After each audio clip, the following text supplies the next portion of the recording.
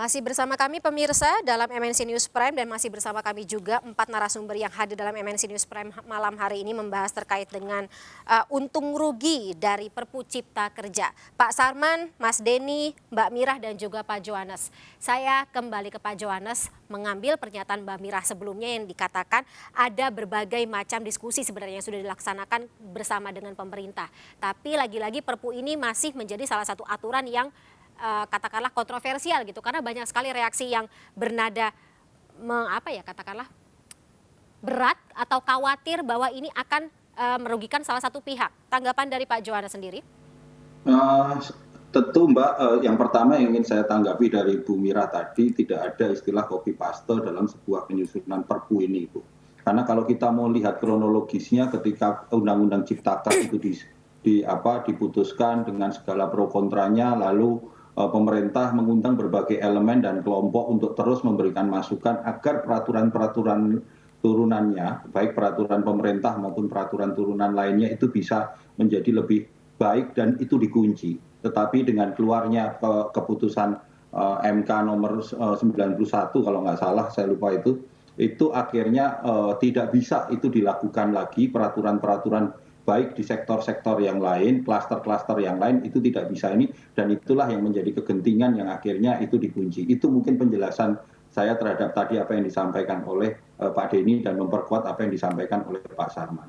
Yang pasti adalah upaya yang dilakukan oleh pemerintah hari ini adalah tidak dalam posisi ingin mendegradasi kesejahteraan buruh apapun. Karena selama ini komunikasi itu terus dilakukan, baik pemerintah melalui serikat-serikat buruh, para pimpinan-pimpinan buruh, dan baik berbagai elemen di semua level, kita membangun komunikasi-komunikasi itu semua. Tetapi tentu dalam sebuah kebijakan ada pro dan kontra. Tentu dalam sebuah kebijakan ada informasi-informasi yang kadangkala penafsiran atau penangkapannya tidak secara utuh. Seperti tadi yang disampaikan misalnya oleh Mbak Mirah terkait dengan outsourcing alih daya. Justru ketika di Undang-Undang Ciptaker itu tidak dijelaskan semua dibuka untuk outsourcing alih daya. Tetapi dalam Perpu ini Undang-Undang alih daya itu dikunci untuk sektor-sektor tertentu, tetapi sektor-sektor tertentunya itu nanti dibahas di peraturan turunannya. Misalnya lagi, informasi bahwa selama ini yang beredar bahwa melalui Perpu Ciptaker ini buruh istirahatnya dikurangi. Tetapi kalau kita membaca secara utuh, itu undang-undangnya sangat jelas sekali, karena saya kebetulan juga paham tentang sistem bagaimana pembagian jam kerja buruh dan segala macam. Di situ dijelaskan paling sedikit satu minggu 1 hari untuk istirahat. Tetapi ini kan justru ini menjadi tugas dan tanggung jawab kami di kantor staf presiden untuk terus membangun komunikasi-komunikasi seperti ini, baik melalui media maupun komunikasi secara langsung untuk menjelaskan kepada publik urgensi dari penerbitan Perpu ini, bahwa presiden sebagai pimpinan negara, bahwa presiden sebagai seorang bapak itu ingin memastikan bahwa dalam situasi krisis global ini, bangsa ini akan melewati dengan baik. Bahwa bangsa ini, anak-anaknya itu akan tetap berdiri tegak. Tentu akan ada perbedaan-perbedaan pendapat, akan ada tarik-menarik antara pengusaha dan buruh, tetapi saya yakin komunikasi-komunikasi yang terbangun selama ini, nanti akan ada peraturan-peraturan turunannya itu, dan selama ini sudah berjalan, akan dikunci di situ. Seperti itu, Mbak. Oke, aturan-aturan yang selama ini sudah berjalan, tapi lagi-lagi ini sebenarnya adalah bagaimana perspektif dari Pak Sarman dan juga Bu Mira sebagai wakil dari masing-masing pihak untuk bisa mencarikan solusinya atau katakanlah dibantu oleh pemerintah ya mencari solusi. Tapi ada beberapa pasal yang bahkan Presiden Jokowi sendiri mengatakan berbeda seperti itu dari Perpu Cipta Kerja dengan Undang-Undang Ketenagakerjaan. Ada beberapa hal yang berbeda tersebut, tapi kalau dari kacamata Anda, Mas Denny, sebagai dosen hukum tata negara sendiri, ketika ada katakanlah pasal yang berbeda, apakah ini juga bisa berlaku lex derogat spesiali, harus pilih salah satu atau yang lebih spesial? Bagaimana pengusaha atau katakanlah manajemen dalam memberlakukannya biar adil? Ya, kalau bicara pasal per pasal tentu ini banyak sekali ya. Sekali lagi saya ingin menggarisbawahi dulu, Perpu ini bermasalah penerbitannya karena bertentangan dengan putusan MK. Jadi kalau kemudian bagaimana isi pasalnya, itu pembahasan kedua kalau dari sisi tata negara. Saya sudah jelaskan tadi. Dari awal aja dengan salah panjang gitu ya, Mas? lebar. Iya, harusnya tidak dikeluarkan dalam bentuk perpu. Kalau kemudian dikatakan kepentingan yang memaksa dan lain-lain, ini pasalnya sebagian besar memang lebih paste ya. Kalau ada kita baca di bidang ketenagakerjaan dan tentang upah minimum juga ada perubahan-perubahan formulanya. Dan apakah itu menguntungkan buruh? Ada yang mengatakan iya, sehingga beberapa rekan buruh menerima. Ada yang melihatnya dari sisi yang lain, bahwa sebenarnya ini lagi-lagi adalah upaya untuk memberikan karpet merah kepada upaya-upaya investasi, tapi sebenarnya juga tidak sedikit yang merugikan kepentingan publik, termasuk kalau bicara tentang kelestarian lingkungan. Jadi kita bicara substansinya satu hal, bisa berdebat dalam hal itu, tapi secara tata negara sebenarnya yang lebih mendasar Presiden nyata-nyata tidak melaksanakan putusan MK. Ambil contoh tentang partisipasi publik tadi. Dan ini yang menjadi persoalan mendasar. Karena sejauh ini presiden-presiden selalu menghormati putusan Mahkamah Konstitusi, semua presiden. Karena Mahkamah Konstitusi adalah constitutional organ, salah satu organ konstitusi yang eksistensi dan fungsinya diatur dalam Undang-Undang Dasar 45, maka putusannya apapun perasaan presiden itu wajib dan harus ditaati. Apakah setuju atau tidak setuju, wajib ditaati. Artinya apa ditaati? Dilaksanakan. Nah ini kan tidak dilaksanakan. MK-nya mengatakan laksanakan partisipasi publik, keluarnya perpu. Sama sekali bagai bumi dan langit itu. Tidak ada partisipasi publik dalam perpu. Nah, kalau kemudian dikatakan mengapa terbit perpu karena kepentingan yang memaksa, ya lagi-lagi kita bisa berdebat tentang itu. Namun, sebagian melihat bahwa Presiden memang sejauh ini punya punya tentu alasan-alasan non hukum juga, non politik yang saya tidak boleh terlalu jauh bicara karena bukan bidang saya.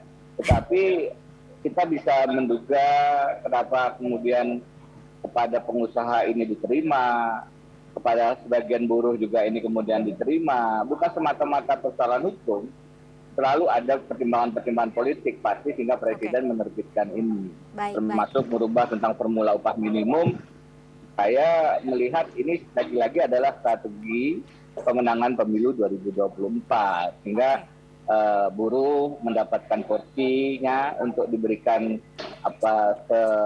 berapa kepentingannya, pengusaha juga. Dengan demikian posisi Presiden dan partai-partai politik pemilu 2024 akan dapat. Baik, Mas Denny. Mbak Fani, saya mau sedikit. Monggo, Bu Mira. Jadi saya ingin luruskan apa yang disampaikan Bang Denny ya, terkait dengan khusus untuk perubahan upah minimum. Dalam Perpu itu memang ada perubahan yang biasanya di Undang-Undang Cipta Kerja itu hanya dihitung hanya salah satu pilihan, inflasi atau pertumbuhan ekonomi untuk menghitung nih. Di Perpu, inflasi plus pertumbuhan ekonomi dan nilai koefisien tertentu. Tapi ada tapinya Bang, di situ diatur dalam PP. Nah PP ini masuk itu PP 36 tahun 2021, PP-nya itu belum dihapus loh, belum dibatalkan. Jadi kembali lagi nanti ke PP, ini feeling-nya udah sana gitu loh. Udah feeling saya karena jadi balik lagi ini sebenarnya merugikan banget. Jadi kalau saya katakan kami konsolidasi para pimpinan serikat pekerja buruh nih, 99% itu serikat pekerja serikat buruh level nasional itu menolak Perpu ini gitu loh. Kalaupun ada itu perlu ditanyakan tuh serikat buruh abal-abal atau gimana itu. Gitu Mbak Fani. Baik. Pak Johannes, saya minta sedikit tanggapannya Pak Johannes. Boleh nggak, Pak? Gimana? Saya boleh jelaskan tata negara dulu nggak tentang ini tadi? Monggo, singkat saja Mas Denny. Tentu saja undang-undangnya atau perpunya bicara atau lebih lanjut dengan PP sebagaimana Undang-Undang Ketenagakerjaan. Dan PP-nya tentu harus dirubah sesuai dengan undang-undang, tapi kan tidak bisa langsung. Tidak bisa kemudian PP-nya keluar, PP-nya juga berubah. Tapi bahwasanya bahwasanya aturan UMP sudah dirubah dengan Perpu, dengan sendirinya PP-nya menjadi tidak punya dasar kalau bertentangan dengan Perpu. Jadi bahwasanya masih diatur dengan PP, iya, saya paham dan saya membaca itu. Tapi apa formula yang ada dalam Perpu oleh sebagian buruh sudah dianggap sesuai dengan aspirasi mereka. Tata negaranya memang tidak memungkinkan langsung PP-nya berganti, pasti. Oke. Saya ke Pak Johannes terlebih dahulu deh sebelum nanti saya ke Pak Sarman terkait dengan tadi. Ketika belum pernah ada presiden gitu yang mengubah putusan dari MK. Ini tentu akan membuat pertanyaan juga terhadap marwah MK walaupun memang dengan alasan kegentingan tersebut. Bagaimana pemerintah menjawab kekhawatiran masyarakat ini terutama dari suara yang mempertanyakan urgensi dari Perpu ini sendiri, Pak Johannes? Kalau kita lihat kan ada dua ya Mbak ya dari pembicaraan kita dari awal tadi, pembicaraan terkait formilnya, posisi Perpu itu sendiri, dan juga pembicaraan terkait substansi materi dari di dalam Perpu itu sendiri. Tetapi kurang lebih begini Mbak, selama ini pembicaraan kita, perdebatan kita itu selalu kita melihat dari utamanya dalam hal Perpu ini adalah klaster ketenagakerjaan. Dan yang selalu menjadi sorotan itu adalah terutama yang bersuara adalah teman-teman yang menyuarakan kepentingan orang-orang yang sudah bekerja.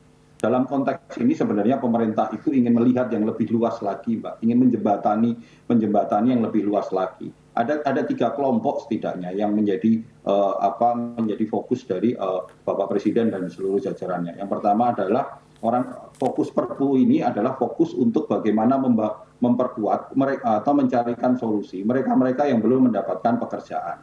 Lalu yang kedua, yang seperti yang sehari ini materinya sedang kita bahas dengan Bu Sumirat terkait dengan orang-orang yang sedang bekerja, baik pesangonnya, liburnya, cutinya dan segala macam, alih daya dan segala macam.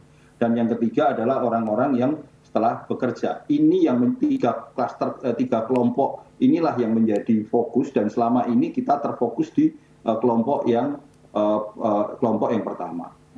Yang kedua, kalau tadi Pak Denny menyampaikan bahwa selama Perpu ini tidak ada partisipatif, ini justru kita memang kalau kita jelaskan Perpu memang tidak ada partisipatif publiknya. Tetapi prosesnya kalau mau dilihat sejak MK menyatakan bahwa Perpu ini harus segera dikoreksi karena syarat formilnya itu adalah yang pertama syarat bahwa tidak ada mencakup di undang-undang tentang Omnibus Law dan yang kedua terkait dengan partisipasinya, maka sebenarnya pemerintah dan seluruh jajarannya terus mengupayakan menyiapkan berbagai skema-skema. Tetapi tampaknya Bapak Presiden melihat dalam keterdesakan waktu hari ini, di mana tahun 2023 kita akan menghadapi krisis ekonomi global, dibutuhkan suatu langkah-langkah yang extraordinary, salah satunya dengan mengeluarkan Perpu ini. Tentu ini berdasarkan kewenangan yang dimiliki oleh Bapak Presiden yang diamanatkan melalui Undang-Undang Dasar 45 Pasal 22. Beliau mengeluarkan Perpu dan kegentingan inilah yang menjadi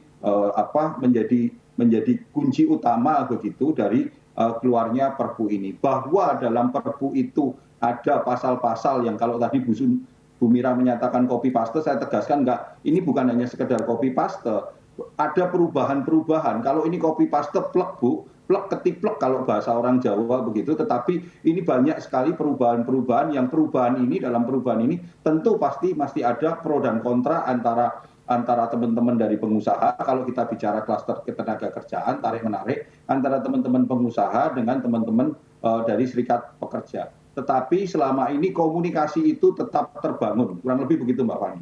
Oke, termasuk aturan libur juga yang masih jadi pro kontra saat ini Pak Johannes. Kalau aturan libur itu sebenarnya tidak aturan libur yang di pro kontra itu kan 1 hari dalam 1 minggu. Coba dibaca secara utuh deh. Ini kita masuk ke materinya begitu ya Mbak ya, terkait ketenagakerjaan. Paling sedikit setidaknya begitu. Paling sedikit itu adalah libur itu 1 hari dalam 1 minggu. Kenapa hal ini dilakukan? Ini agak masuk lebih detail begitu Mbak. Dalam sehari itu ada 24 jam. Ini untuk mengakomodir perusahaan-perusahaan yang bergerak 3 shift. Kalau 3 shift 24 jam dibagi 3 itu adanya 1 shift 8 jam. Kalau satu shift 8 jam, istirahat 1 jam, maka jam kerjanya hanya tinggal 7 hari. Senin sampai Jumat itu 5 hari, dikali 5, 35 hari. Untuk sampai ke 40 jam kerja, maka masuklah mereka ke skema hari Sabtu masuk. Hari Sabtu kenapa 6 jam? Bisa 6 jam, bisa 5 jam, tetapi prinsipnya adalah 5 jam kerja. 6 jam kalau ditambah dengan istirahat. Kurang lebih seperti itu, Mbak Fani. Oke, nah Pak Sarman, kalau dari sisi pengusaha sendiri, apakah pengusaha mau mematuhinya? Kalau takutnya kan ada pengusaha yang balelo, nakal gitu ya, demi kepentingan keuntungan atau profitnya, ya mau nggak mau libur tersebut jadi korban. Ya, jadi gini ya. Pertama kita ingin menyikapi dulu masalah proses keluarnya Perpu ini. Kami tentu, halo? Iya, monggo. Tentu kami dari pelaku usaha sangat percaya kepada pemerintah bahwa proses keluarnya Perpu ini tentu sudah sesuai dengan hukum ketatanegaraan kita dalam hal ini. Ya, kalau ditanya masalah genting, kalau kami dari perspektif pengusaha, ini memang sesuatu yang penting menyikapi daripada kondisi ekonomi global ini. Ya, karena kita tahu bahwa pertumbuhan ekonomi kita di tahun 2002 itu kan sangat positif, dunia memuji gitu loh. Nah, bagaimana supaya kita mampu bertahan menghadapi ancaman krisis ekonomi ini, kan pemerintah perlu langkah-langkah yang taktis dan dasar hukum yang kuat. Nah, itu satu. Yang kedua, menyangkut materi. Nah, kami memang dari dunia usaha tentu menunggu adanya sosialisasi dari pemerintah supaya kita ingin tahu pasal per pasal penyempurnaan itu. Sehingga kita tidak berdebat kuri sesuatu yang belum pasti dalam hal ini. Nah, ketika nanti pemerintah sudah melakukan sosialisasi, maka aturan di bawahnya, nah mari kita bersama-sama. Kalau melakukan klaster ketenagakerjaan, ini tidak bisa hanya dari sisi pemerintah. Ini juga tidak bisa hanya dari sisi pekerja. Tapi kita harus duduk bersama di sini, gitu kan? Karena ini kepentingan dunia usaha dengan serikat pekerja atau pekerja dalam hal ini. Apakah itu masalah UMP, UMSP, atau mungkin masalah outsourcing, apapun masalah katakanlah hari libur misalnya, kita harus diskusi, kita harus duduk bersama-sama. Bagaimana perspektif dari tenaga kerja, bagaimana perspektif dunia usaha. Karena apa? Ini tidak bisa, ini nantinya lebih menguntungkan pengusaha, kami juga tidak mau. Menguntungkan pekerja juga tidak mau. Tapi bagaimana supaya kepastian bekerja bagi pekerja, kepastian berusaha bagi dunia usaha dalam hal ini. Apalagi masalah UMP. Jangan misalnya siapa kami tadi saya diberi kesempatan bicara nggak? Iya, Mas Denny. Tentu. Sebentar Mas Denny ya. Siapa yang menetapkan, siapa yang bayar. Ini kan tidak adil juga. Ya, jadi ini juga bahan masukan juga kepada Kementerian Tenaga Kerja Mbak Fani. Itu yang namanya Permenaker nomor 36 tahun 2022 masalah UMP. Kami juga dari pengusaha juga menolak. Pekerja juga menolak gitu loh. Nah, ini mungkin Pak Yohanes dari KSP mohon juga disampaikan kepada kementerian terkait ketika nanti menyusun PP di bawahnya ini supaya betul-betul melibatkan dunia usaha dan juga pekerjaan dalam hal ini sehingga nantinya produk hukumnya di bawahnya dapat kita terima bersama. Gitu. Baik, Mas Denny silakan. Iya, sekali lagi ya, kalau bicara proses, menurut saya seandainya Perpu ini tidak ada kaitannya dengan putusan MK, tetapi begitu putusan MK-nya sudah menggariskan harusnya Undang-Undang Cipta Kerja itu diperbaiki melalui partisipasi publik, menjadi bermasalah dengan Perpu. Pasti. Tidak ada Perpu yang kepentingannya memaksa, kemudian ada partisipasi publiknya. Nah, itulah yang sangat mendasar karena Presiden melanggar konstitusi, melanggar putusan MK, tidak pernah Presiden sebelumnya seperti itu. Apakah tidak bisa dirubah dengan undang-undang? Bisa. Partisipasi publik itu kan bisa dilakukan secara lebih esensial, kemudian yang dirubah kan tidak semua ini. Mayoritas tetap, sehingga tadi Bu Mira mengatakan kebanyakan, tidak semua memang Bu, tidak semua copy paste, tapi mayoritas tetap begitu. Sehingga kalau mau dipercepat, yang namanya perang sudah tidak kapan gitu. Yang lain lagi. Kalau kita membenarkan cara-cara bertata negara semacam ini, nanti setiap putusan MK yang tidak sesuai dengan keinginan Presiden diperpukan. Nanti ada putusan MK, Presiden sudah IKN ini misalnya dibatalkan sama MK karena satu dan lain hal. Nanti sama Presiden diperpukan lagi. Alasannya ada lagi nanti. Jadi kita tidak bisa mentoleransi pelecehan Mahkamah Konstitusi semacam ini. Begitu sekali kita memberi ruang semacam ini akan diulang begitu. Dan karena itu saya dengan tegas mengatakan ini contempt of the constitutional court. Ini pelecehan terhadap Mahkamah Konstitusi, jangan dibuka ruang semacam ini. Baik, harus sesuai Bapak dengan... nih. Iya, Mbak Mira, maaf saya harus tahan dulu karena kita harus jeda terlebih dahulu. Tapi sebelum jeda nanti Mbak Mira akan saya berikan kesempatan tentunya untuk memberikan tanggapan. Saya juga mau katakanlah memberikan terima kasih dulu, terima kasih terlebih dahulu kepada Pak Johannes yang akan tidak bergabung bersama kita di segmen berikutnya karena harus pamit ya Pak Johannes ya. Terima kasih sebelumnya telah menyempatkan waktu bersama kami dalam MNC News Prime. Pemirsa MNC News Prime akan kembali setelah jeda berikut ini, tetaplah bersama kami.